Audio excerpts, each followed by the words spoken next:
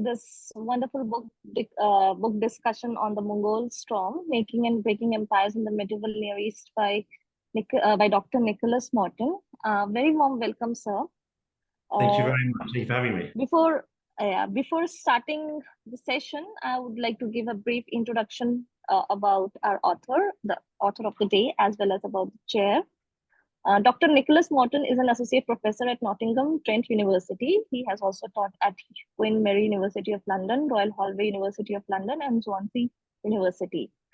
His academic focus on the history of crusades in the medieval Near East from the 10th to the 14th century. And he has edited 3 Routledge book series, Ruler of the Latin East and the Military Religious Orders, History, Sources and Memory, and the Global Histories Before Globalization. This discussion is based on his recent new book, which is titled as The Mongol Storm, Making and Breaking Empires in the Medieval Near East. And this works offer a very panoramic account of the Mongol invasion in the Near East during the 19th century, examining these wars from the perspective of many different societies impacted by the conquest. Thank you so much, sir, for accepting our invitation and presenting and having coming to the space for the discussion. I would like to give a brief introduction about the chair of the session, Dr. Zeyaul Haque. He's an assistant professor at the Center of Advanced Studies at Department of History, Aligarh Muslim University in Aligarh. Before that, he held his position as an assistant professor at Maulana Azad National Urdu University and Jamia Millia Islamia. He did his MPhil and PhD from the Center of Historical Studies, School of Social Sciences at Jawaharlal Nehru University, New Delhi, and his master's from Jamia Millia Islamia in history. He was also awarded fellowships such as Charles Walls India Trust in the United Kingdom, Junior Research Fellowship from the Indian Council of Historical Research. His research has been focusing on medieval Indian history, and his trust area in intellectual history or a history of ideas. Thank you so much, Dr. Zeyaul Haque, for accepting the invitation and for chairing the session. I'll hand over the podium, the platform to you, and we can start the discussion. And we have like 45 to 50 minutes of discussion, followed by chair discussion and comments, and then the participants Q&A. Over to you, Dr. Haque. Yeah. Thank you. Thank you so much. Thank you so much, Dr. Morton, for this multifaceted historical topic of Mongol invasion. And this is important not only in Middle East or Near East or medieval Near East, but also the Mongol invasion or Mongol topic is a topic also important in the Delhi Sultanate.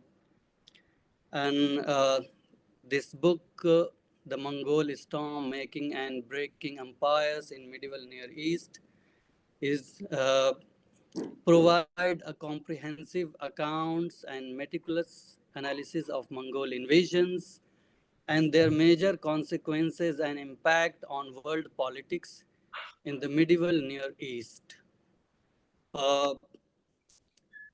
This book is a humble contribution and significant also to the existing knowledge about Mongols, particularly in its use of multilingual sources, for instance, French, Greek, Armenian, Chinese, and Mongolian.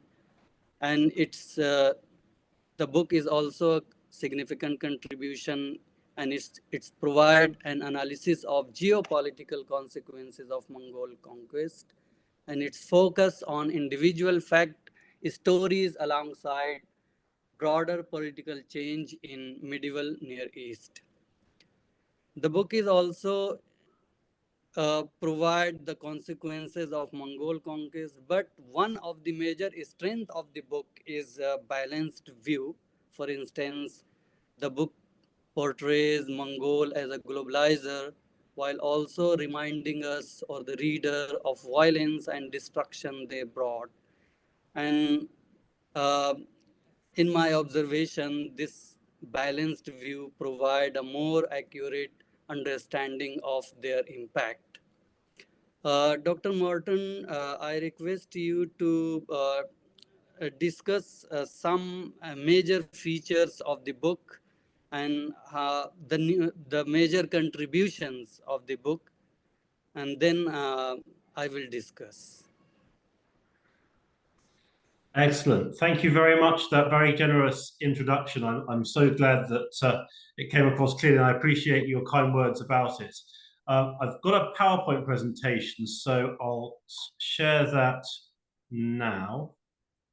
Yeah, so perhaps if I could start by just talking about my ambitions for the book, where the project originally came from. I'm not, in my sort of training and early career, I wasn't raised to research the Mongols, but I became more interested in them over time because my main area of focus is the Middle East, particularly the part of the Middle East sort of from Iraq westwards, really. So Syria, the coastal regions of the East Mediterranean, Egypt, Anatolia, that sort of zone. And I began my career studying the history of the Crusades, but very quickly I branched out from the history of the Crusades to look at the Seljuk Turks, to look at the Fatimid Empire, the Byzantine Empire, Armenia and Georgia. And where much of my research took place looking at the 12th century, I wanted to move more into the 13th century. And it was just so obvious how much the Mongol invasions into the area changed everything. Not just the political life, wars, battles, the rise and fall of empires, but it changed language, culture, diet, the way, the spread of religious ideas. The only moment when, for example, this area had a significant Buddhist presence was under the Mongols, for example. And so I wanted to better understand how the Mongol invasions took place, not just from the Mongols' own perspective, but from the perspectives of everyone else, whether that's Muslim societies or Eastern Christian societies or the Crusaders or all the other communities across the area.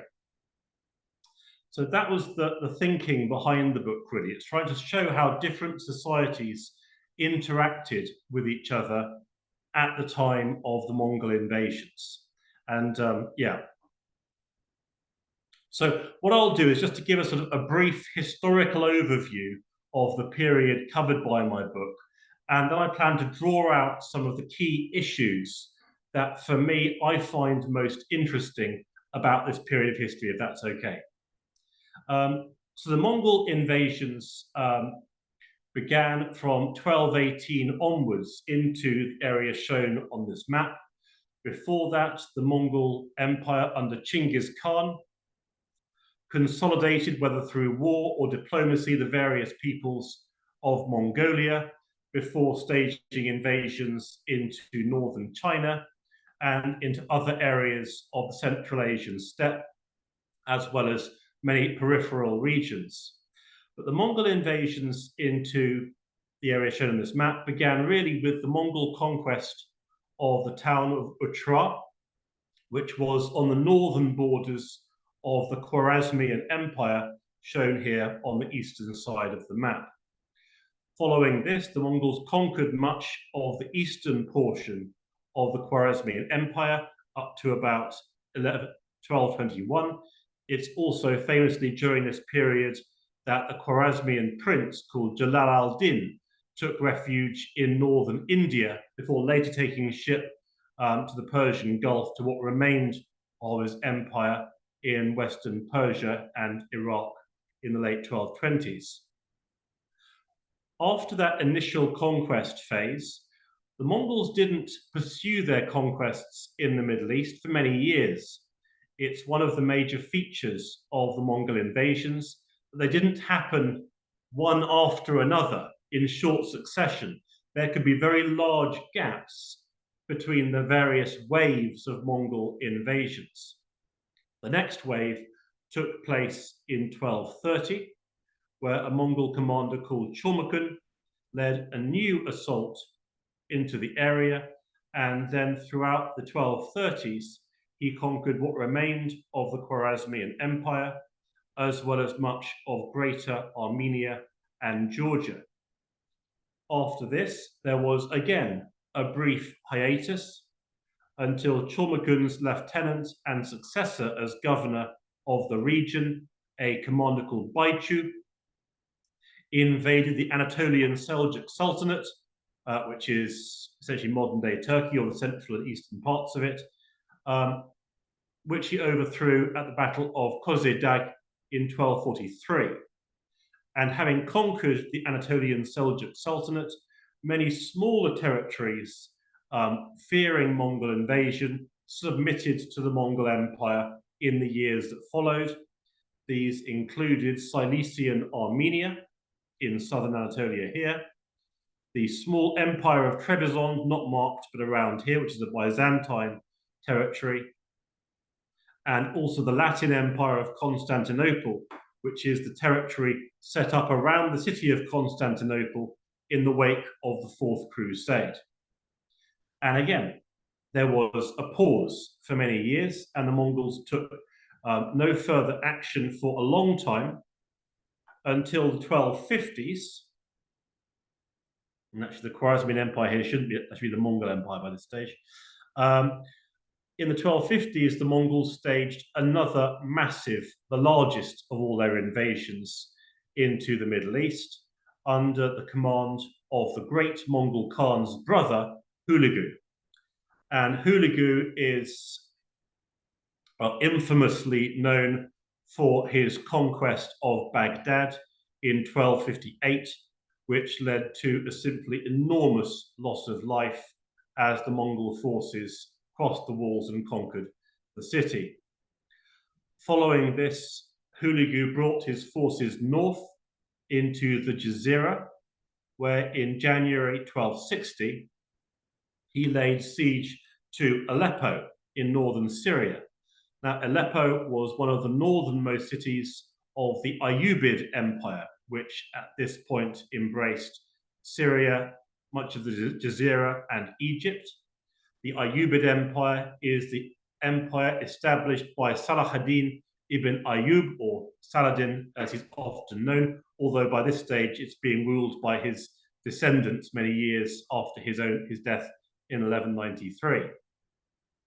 The Mongols besieged Aleppo, a massive fortress city. In previous centuries, the Crusaders tried on many occasions to conquer Aleppo and failed each time. Saladin only conquered Aleppo after campaign after campaign. It took him 9 years to conquer Aleppo. The Mongols took it in a couple of weeks. And again, that gives a sense of just how effective they could be on the battlefield. And Damascus surrendered without a fight soon afterwards.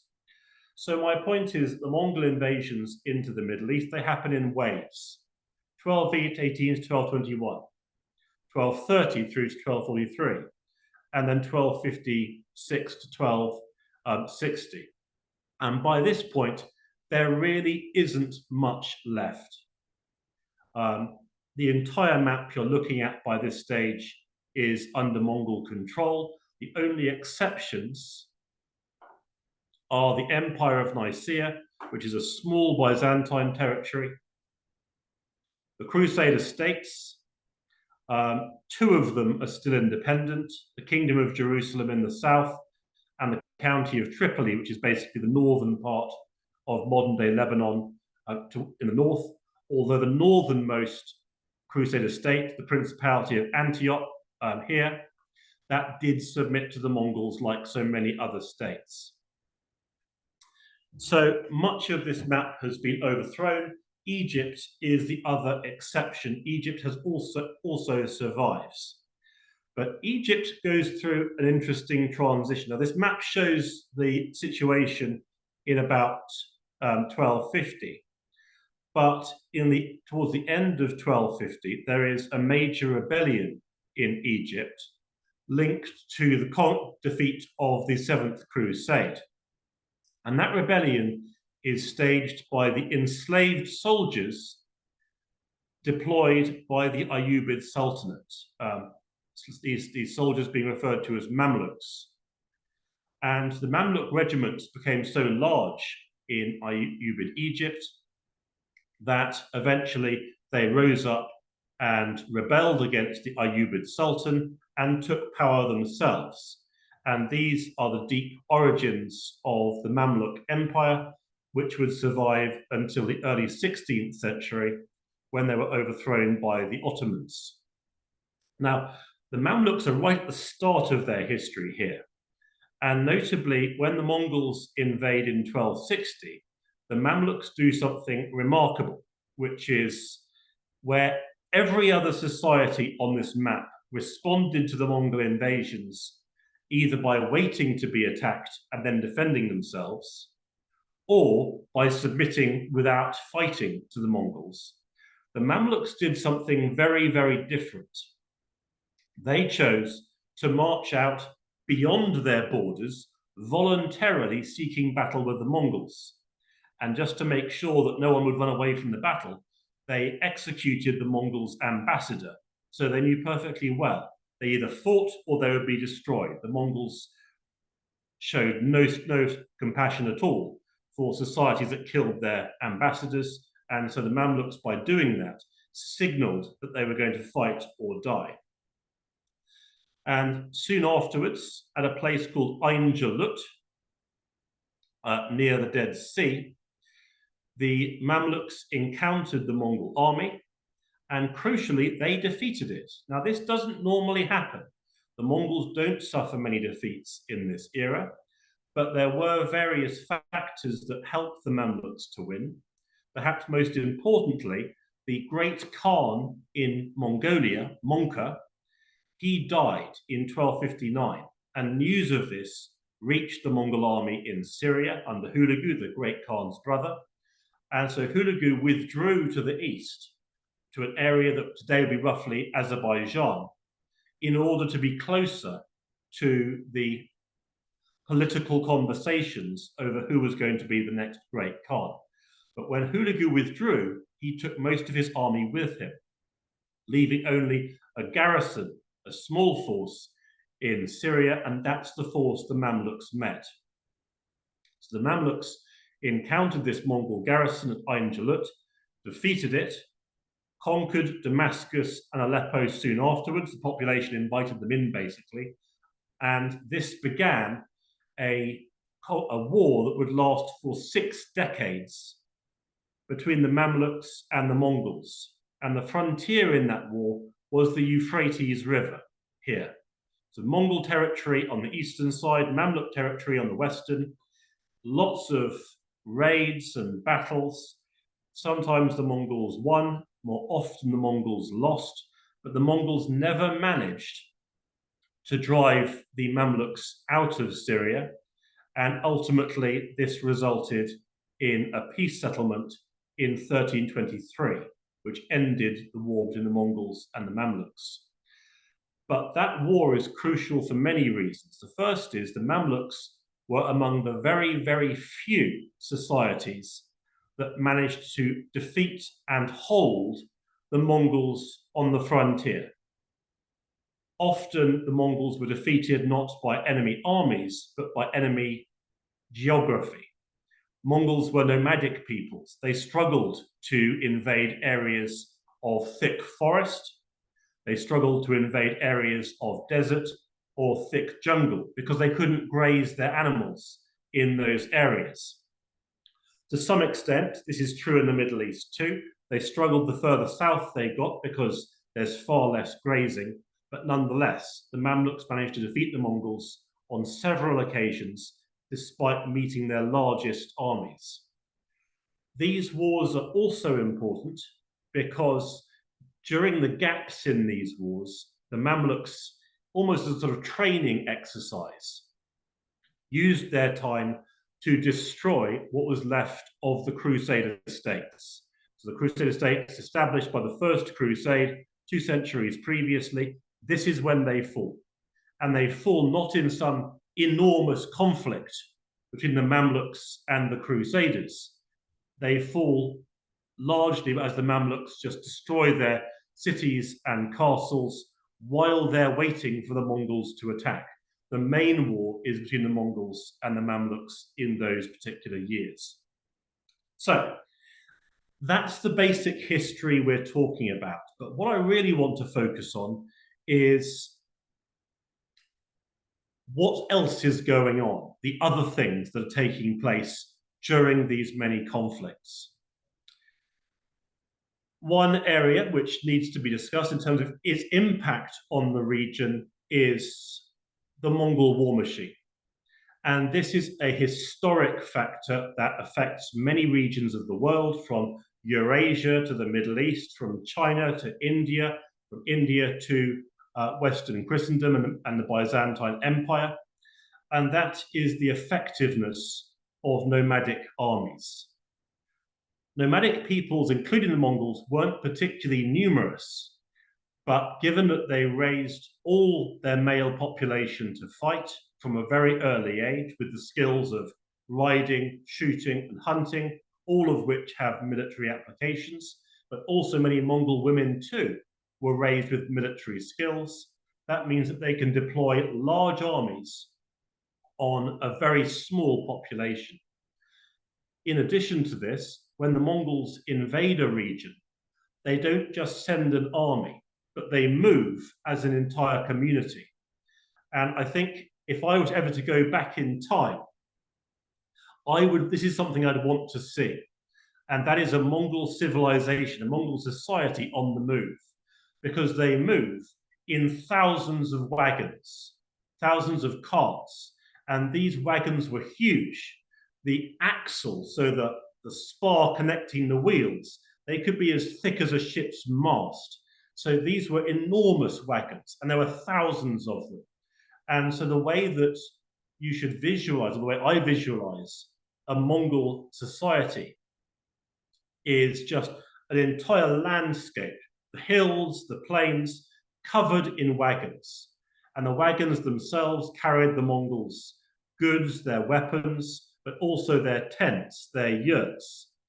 And initially their yurts were quite small, as they traditionally had been in Mongol society. But of course, as they conquer so much of Eurasia, they become enormously wealthy. And so some Mongol tents were made from silk, they had golden nails, and they could accommodate up to 2,000 or 3,000 people. So this is an enormous, this is a spectacular sight. Thousands of wagons. Apparently it took 2 to 3 days to cross a Mongol wagon city. And then beyond those wagons and the tents, you've got thousands and thousands of animals, sheep, goats, horses, the other animals of the Mongols' nomadic society. And this is partly why they're so effective. They don't just send an army, they march as a civilization and then plant themselves in a new area, which means they can conquer large areas of territory very, very effectively. And this has a commercial impact too, because as the Mongols conquer regions like the Middle East, but other areas too, as they destroy empires, naturally they gather all the gold, the silver, the precious stones, the silks, the textiles, anything of value from those societies. And then they want to spend that money. And so what you've got is the trade routes across the entire continent, but also across the oceans as well, whether that's the Western Pacific or the Indian Ocean or in Southeast Asia. All those trade routes, they begin to reorientate themselves to point at these Mongols' wagon cities, because merchants and traders throughout history, they go where the money is. Of course they do. That's the nature of commerce. And so trade routes refocus themselves on the Mongols' great wagon cities. And what the Mongols want, the Mongols get, because they can afford it. And this changes the buying patterns of much of the trade in the area. And if you'll forgive me, I'm going to tell you one of the most, in my view at least, one of the most interesting stories of the Mongol invasions from a commercial point of view. And that is a story about owls. So the story goes like this. A Mongol hunter, before the Mongol invasions, was out with his dogs hunting one day. And he was pursuing a hare, a rabbit. And the rabbit ran off and he was pursuing it on his horse. And he didn't notice where it was leading. And the rabbit ran straight into a ruined fortress. Now, that ruined fortress was a source of terror, according to the Mongol legends, because there were evil spirits in that fortress, and those evil spirits were incredibly dangerous, so the stories said. But also that fortress was important for another reason. That, again, according to Mongol legend, that fortress was the only way armies could march out of the Mongols' traditional territories. And so the warrior charged straight into this fortress, focusing on the hunt, and suddenly he realized where he was.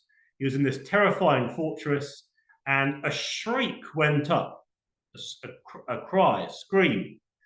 And he thought, this is the evil spirits, they're coming for me, they're going to get me. But then he looked up and he realized that the scream wasn't a scream at all. It was the cry of an owl. And he realized then that there were no evil spirits in the fortress was safe, and the Mongols could therefore march their armies past the fortress and embark on their conquest of the wider world. And so for this reason, from that point onwards, the Mongols began to wear owl feathers in their hats as a symbol of the owl as the messenger who led them on their wars. This is the way the story goes. Now, you may be wondering what this has to do with trade. The point is that from this point onwards, Mongol warriors, Mongol leaders, Mongol families, they all wanted owl feathers. And they wanted thousands of owl feathers. And so as a result, merchants realized, okay, the Mongols want owl feathers. And so they began to kill owls in their thousands, so they could take their feathers and sell them to the Mongols. And so this is my point. Because the Mongols now are incredibly rich, what the Mongols want, the Mongols get. And so the merchants across the entire continent will go and find them what they want. If they want owl feathers, they can have owl feathers, and they will find them. And so you're looking at trade being refocused in all sorts of different areas. Another area which is a very interesting dimension to the Mongol invasions is the experience of everyone else. All the various societies the Mongols conquered across the entire continent. So focusing on the Middle East, my focus has really been on Muslim, Christian, and Jewish reactions to the Mongols. But what I've noticed is that reactions to the Mongol invasions, to the Mongol conquests, could be fairly similar. And they're quite interesting, because you might think that if you've been invaded, if your cities have been burnt, if your communities have been destroyed, if thousands of people have been forced to run away from their homes, if you've lost family members yourself, if your way of life has been destroyed, that you would want to respond with anger. You would be angry about this. This is something you'd want to fight about. But of course, there's a problem with that, and that is that no one successfully resists the Mongols, at least not in their early years. Resistance is completely pointless. There's no point fighting, because no one successfully resists the Mongols in their early decades. And in fact, for many years in the early 13th century, it does actually seem likely the Mongols will achieve their goal of conquering the entire planet. So how do you resist? How do you deal with an invader that cannot be resisted on the battlefield?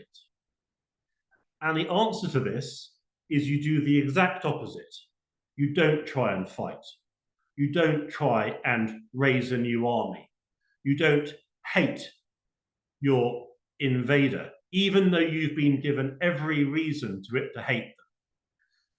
At least you don't show that you hate them. What you do instead is the opposite. You try and win their favor. You try and make friends with them. You create stories explaining how their invasions were actually a good thing for your area. And the reason that you're doing this, the reason you're trying to win the goodwill of the Mongols, you make yourself useful. You train the Mongols' children, you teach them. If you're a religious leader, you promise to pray for the Mongols' leaders. You promise to try and work miracles for them, whatever it takes to win favor with the Mongols. And the reason that people did this, and they're doing it from across the Middle East, trying to win the Mongols' friendship and approval, is because if you can do that, then perhaps once the Mongols view you in a good way, you can start asking them for favors. Could you please protect my family? Could you please protect my city? Could you perhaps persecute my enemies, but not me? Because the Mongols are in charge, the more that people could win favor with the Mongols, the more they could try and turn the Mongol war machine to fit their own interests. And so people are trying this. And so the Mongol courts, the Mongols' palaces and their wagon cities and their great tents, they become the scene of an incredible sort of mixing of people as people come from across Eurasia to the Mongols' big wagon cities, trying to win the Mongols' friendship so that they can then try and persuade the Mongols to fit in with their own objectives. Now, of course, the ultimate objective here is to try and convert a senior Mongol leader to your own religion, whatever that religion is. And lots of people try this because the thinking is, if you can't defeat the Mongols in the battlefield, if you can convert them to your religion, maybe then you can persuade the Mongols to see your priorities as their priorities, and the Mongol war machine starts to work for you instead. And so it creates this remarkable response. The Mongols cannot be stopped with war, so people try to win them over, win their friendship, win their favor, convert them to their religion, and then try and conquer them almost culturally, if you like. But that too is a crucial phenomenon that occurs very soon after the initial Mongol invasions. Owls I've mentioned already, but other things that are interesting about this region, which again I've really focused on, is the exchange in trade and technology. A lot of technologies crossed the continent in this era, and of course technologies and ideas have been crossing the continent even before the Mongols. One of the big phenomenons to reach the Mediterranean world, for example in the 12th century, so the century before this, is the number 0, which of course originated in India, moving through the Middle East, and then reaching the Mediterranean and Western Christendom in the 12th century. But in the 13th century, under the Mongols, it's often Chinese technology that reaches the wider world. And that's because, having conquered China during that century, the Mongols can therefore make use of those technologies, but then spread as the Mongol Empire spreads, whether through trade or war or any other way. And one of the key features here is gunpowder. The Chinese pioneered gunpowder several centuries before the Mongols, but you get the first cannon in China in the 12th century. But it's during the 13th century, the period of the Mongol invasions, that gunpowder reaches the Muslim world, Byzantium, and Western Christendom, and it first appears in Western European sources from about 1260 onwards. This is a later canon you're looking at here. This is a 15th century canon, but technologies spread.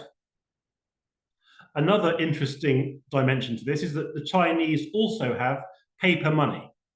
So where in the Middle East most societies have gold or silver, in some cases even lead coins, when the Mongols conquer the Middle East, they actually try and introduce paper money into the area.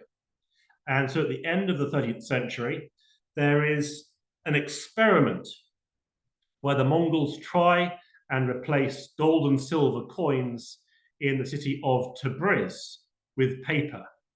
And it's a complete failure. All the shopkeepers shut their shops. They refuse to do business because they don't trust. And why would you?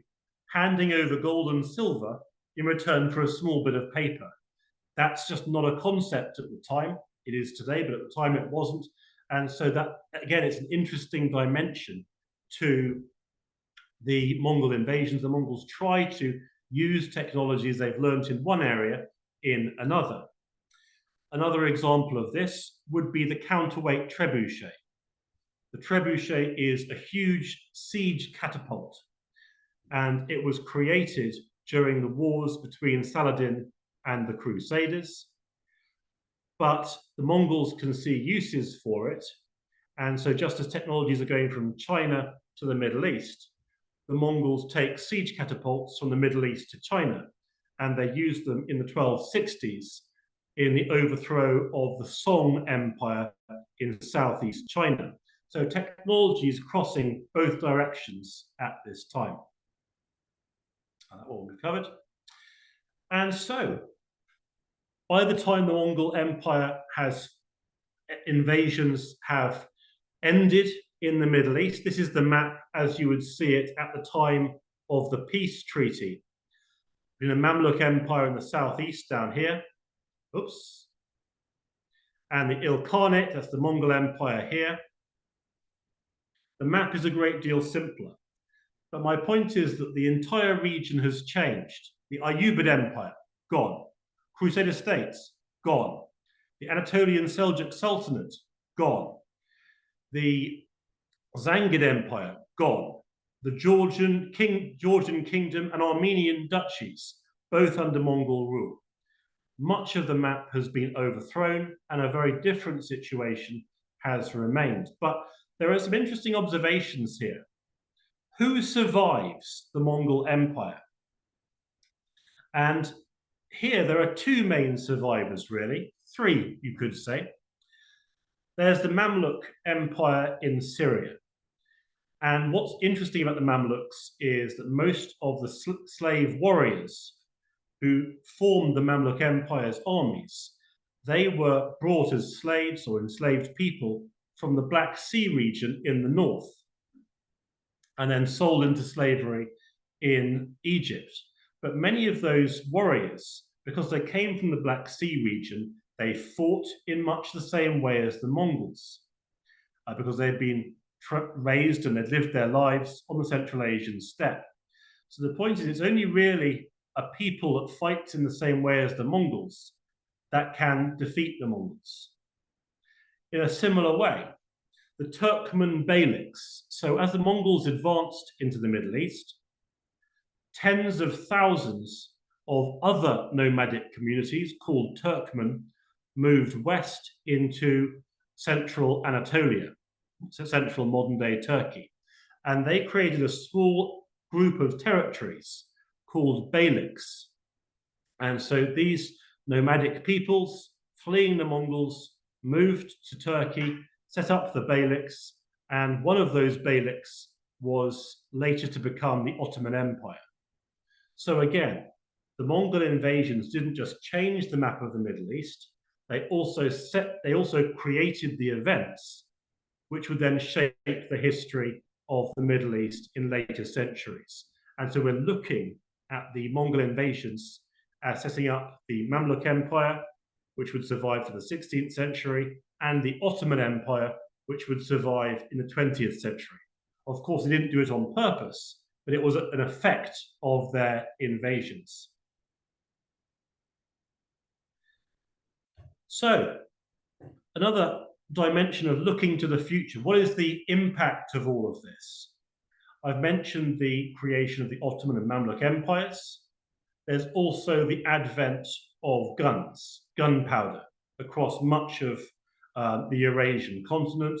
Obviously, that will shape the history of the world going forwards. And then, of course, there's Western Christendom, or Western Europe as it would become. Western Europe sent lots of envoys and ambassadors to the Mongol Empire. And those envoys covered enormous distances, traveling as far as Mongolia or Marco Polo, as far as China or Southeast Asia. And those envoys and ambassadors returned to Western Europe to report that the world was a great deal bigger than they thought, and that beyond the boundaries of their knowledge, there are many civilizations, there are many peoples, there are many cities. Often they're very rich, and they're not Christian. And so this begins, or this really drives a process whereby Western Christendom starts to send out merchants and missionaries in very large numbers. Now, this is before the time of sort of the enormous expansion of Western colonization. But we are looking at an origin, a spark that's at the origins of that. The Mongol Empire made Western Europe aware that there's a much bigger world out there, and that world is full, from their perspective, of opportunities. And so it's from this time, for example, in 1291, the Vivaldi brothers from Genoa, a city in Italy, they try and send ships around the bottom of Africa to reach the Indian Ocean. Now, no one's tried that since the Roman era. And so you can see that the Mongol Empire has an effect in expanding Western Europe's knowledge of the wider world, which then will have significant repercussions going forwards. So I hope that that's roughly the right length of time. I'll just leave you with, these are some of my other books. I've got a YouTube channel as well, which you might be interested in. I'll leave those up on the screen, but that's a brief overview of the topics I cover in my book. I do hope you found them interesting. Thank you so much, Dr. Morton, for wonderful presentation on the topic. And you have mentioned many aspects, political, economic, commercial, and also military. For instance, the Mongol contribution to the military technology, commercial impact of war, trade and commercial activities, and how Mongol ways of treating the people of the cities of different regions.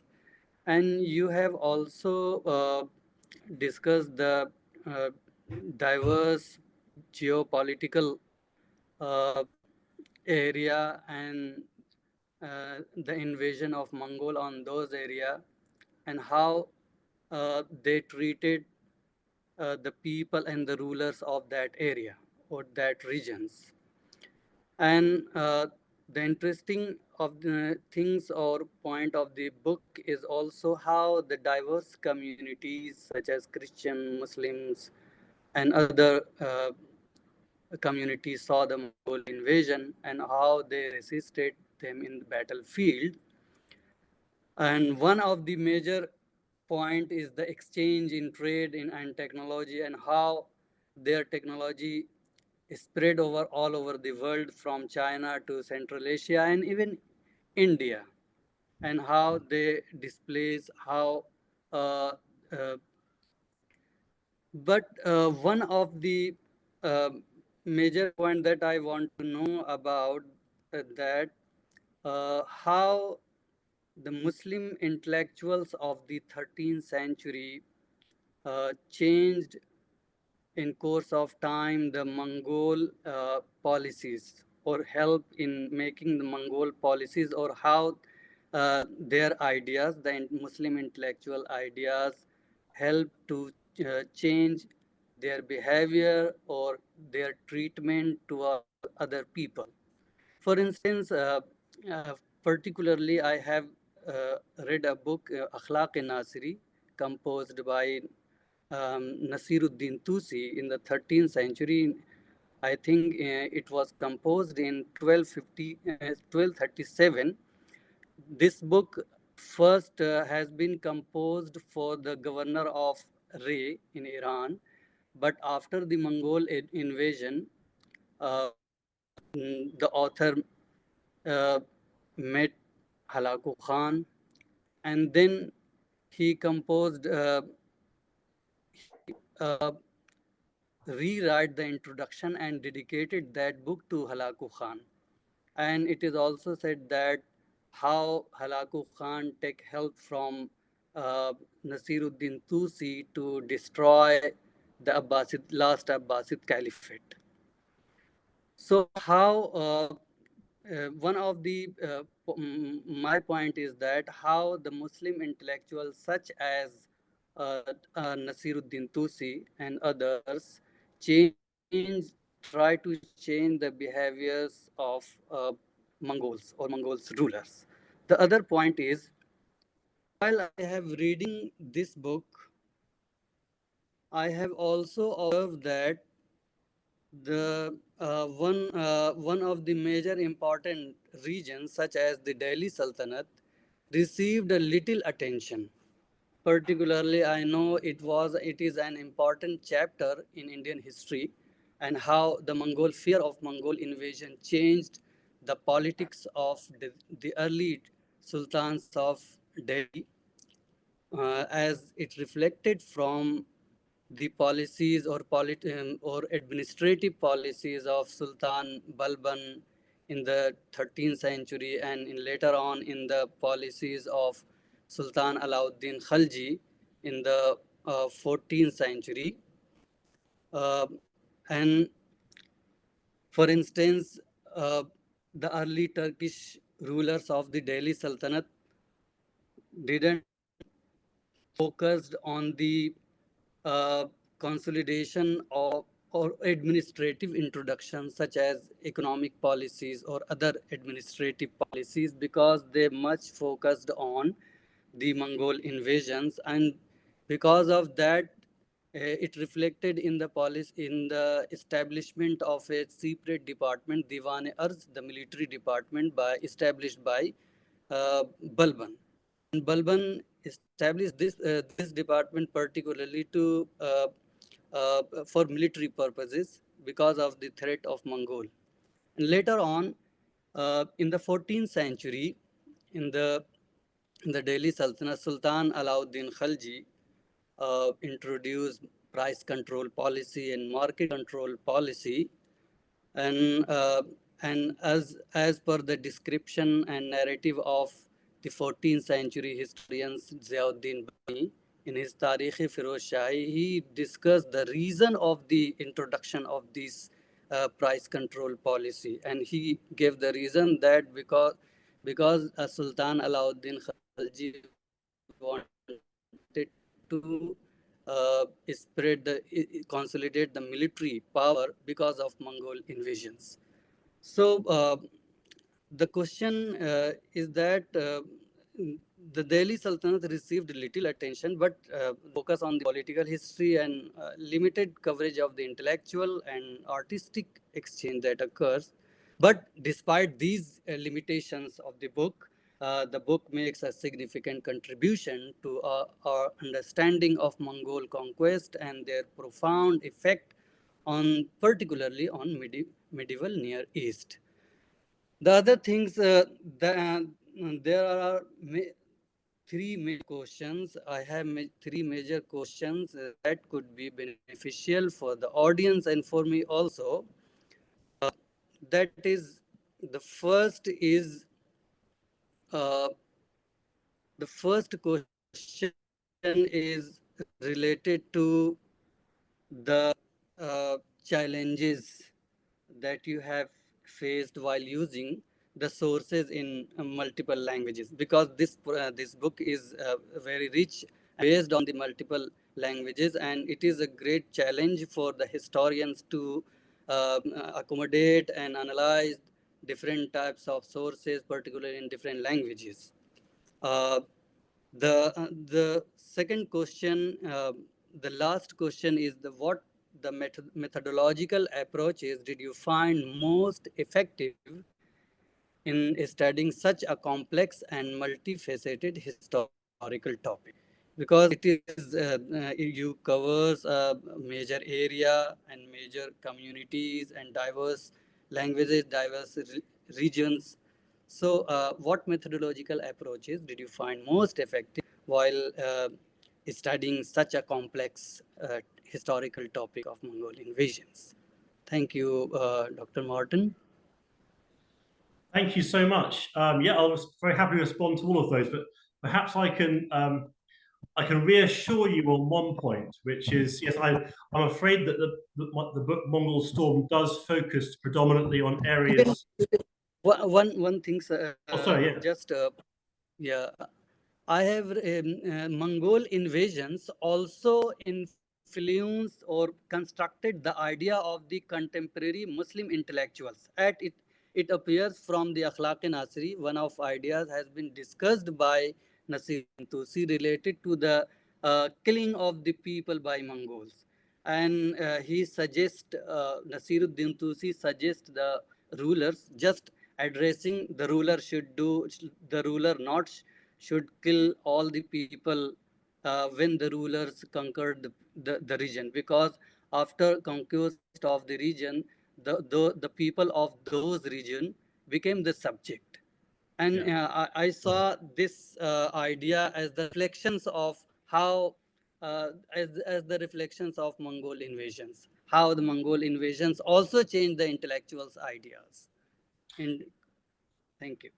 Yes. Let's just pick up the second point you made first. The book itself doesn't, I'm afraid, focus on India. It focuses on the area to the west of India. But I hope I can reassure you a little bit, because it's not going to be my next book. Right? I'm planning a follow-on book to the Mongol Storm, which will be on the Emir Timur, which will be much more connected to India. So hopefully in the future, I'll be able to offer a bit more comment on that. You asked about languages and sources and methodologies. This is one of the biggest challenges with engaging with this topic, because in order to carry out the work on this topic, I had to engage in sources written in Arabic, Persian, Uyghur, Hebrew, Armenian, Greek, Latin, Old French, Syriac. There's probably more, but so many languages, and I am not pretending that I'm an incredible genius who can do all of them. I am very indebted, as are so many historians who are interested in large regional or global history, in the huge number of translations that have been produced, but also the detailed studies by people looking at the perspective and contexts of individual authors. So I've made as thorough use as I possibly can of all those translations and studies as possible, whilst of course using my own language skills as well. So I am very dependent, as are any historians that I know, who in drawing upon those various materials that have been produced. In terms of methodology, that's an excellent question, because I wanted to write a book of big history, bringing in 10 or 11 different civilizations or cultures, and that's a huge amount of information. It's far too much for me just to keep in my head. So what I did was to create a massive system of spreadsheets. And I did it on Google Sheets. And the great thing about using Google Sheets is that you can have tabs along the top for different workbooks. And then within each workbook, individual tabs within that workbook at the bottom.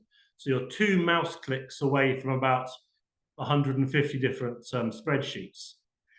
And I had a spreadsheet for everything. Detailed timelines of the Ayyubid Empire and their dealings with the Mongols, the Crusaders, the Byzantines. detailed spreadsheets on economics, detailed spreadsheets on theology and religion, detailed spreadsheets on the Mongols themselves.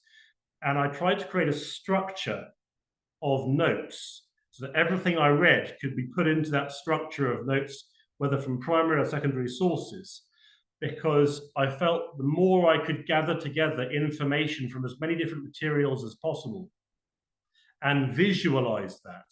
And each of these spreadsheets contains timelines of everything.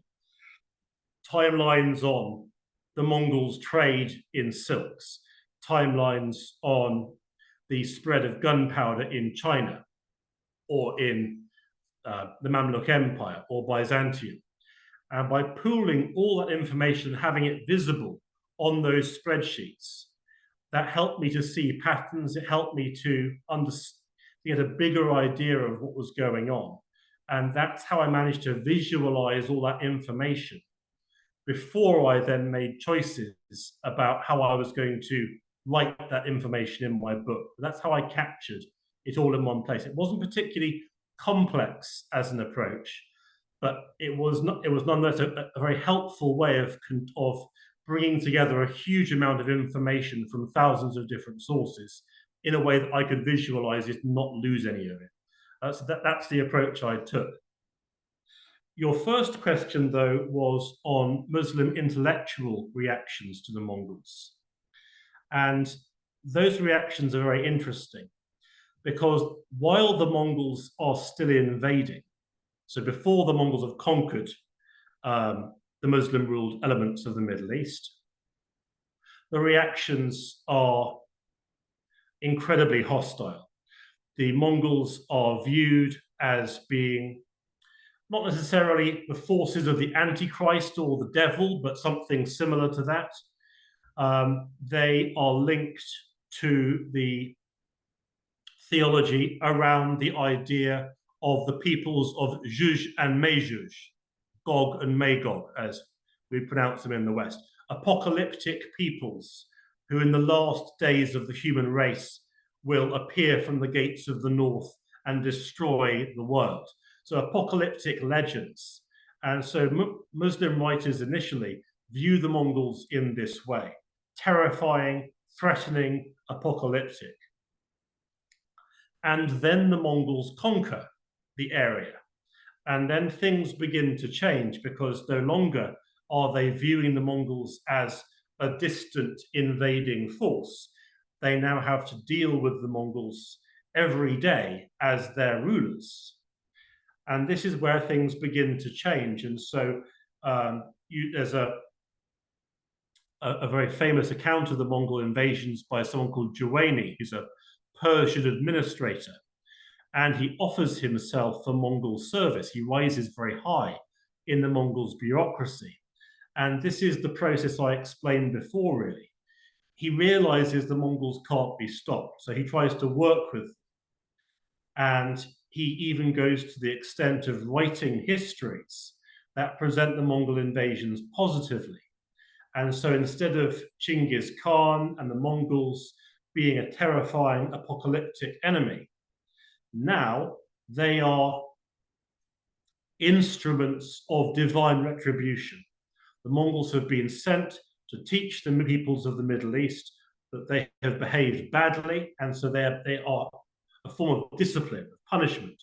You are being punished by the Mongols because you have misbehaved, and therefore you now need to improve your behavior if the Mongols are to go away. A very, very different story. And notably, many Christian authors take a similar view. The Mongols are seen as being God's chosen instrument to punish them for their sins. But of course, perhaps if they can remove their sins, then perhaps the day will come when the Mongols will go away because God will no longer want to punish you for your sins. So it's a very different kind of way of interpreting the Mongol invasions.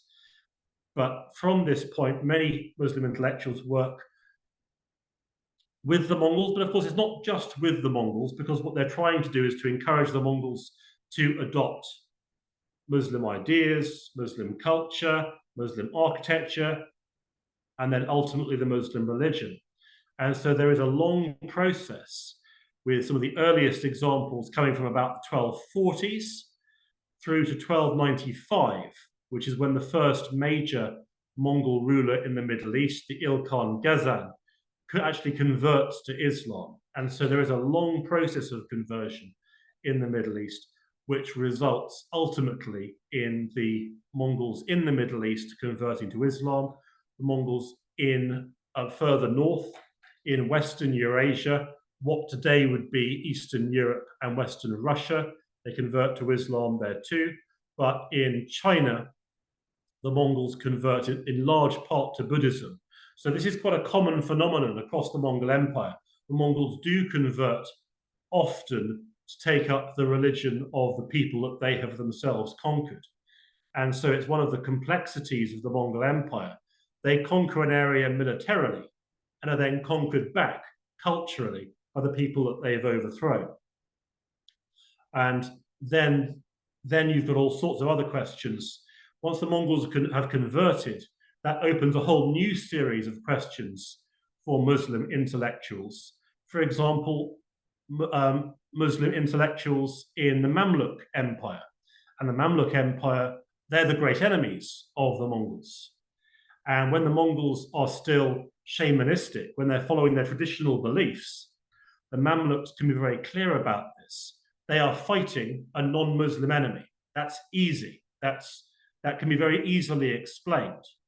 When the Mongols convert to Islam, what do they do then? Because they're now fighting a Muslim enemy. It's two Muslim empires fighting each other. So how do Muslim intellectuals in the Mamluk Empire respond to that? And one of the ways they respond to it is to say, well, yes, the Mongols have sort of converted to Islam, but they're not real Muslims. They haven't fully converted.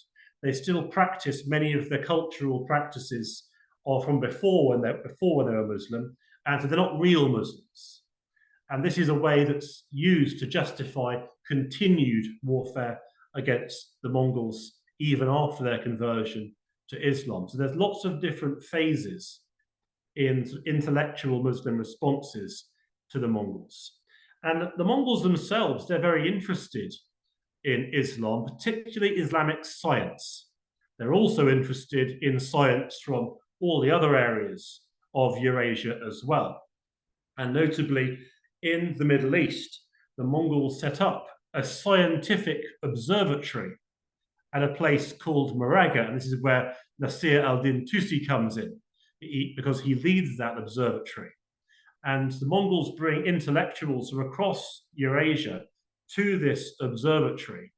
And what the Mongols want them to do is to conduct research on extending the life of the Mongol leaders, bringing prosperity to the Mongol Empire, foretelling the future, and converting base metals into gold. These are the things they want. But nonetheless, even though the scientists at Moraga know perfectly well that many of these things can't be achieved, they do actually make significant scientific advances, particularly in spherical trigonometry, which is one classic area where they did make advances in the 13th century. Thank you so much. It was a wonderful session. Though I'm not a historian, but I found this Google spreadsheet strategy extremely good and useful. I might as well, put that into use. But thank you, Dr. Haque. You have very comprehensively chaired the session and initiated a discussion to a greater extent. Thank you for chairing the session, and a big thanks. We are also very grateful to Dr. Morton for discussing the book. It is one of the important book to be discussed, especially in this context. Thank you so much for coming and having this discussion on this platform. And have a lovely evening. Thank you so much.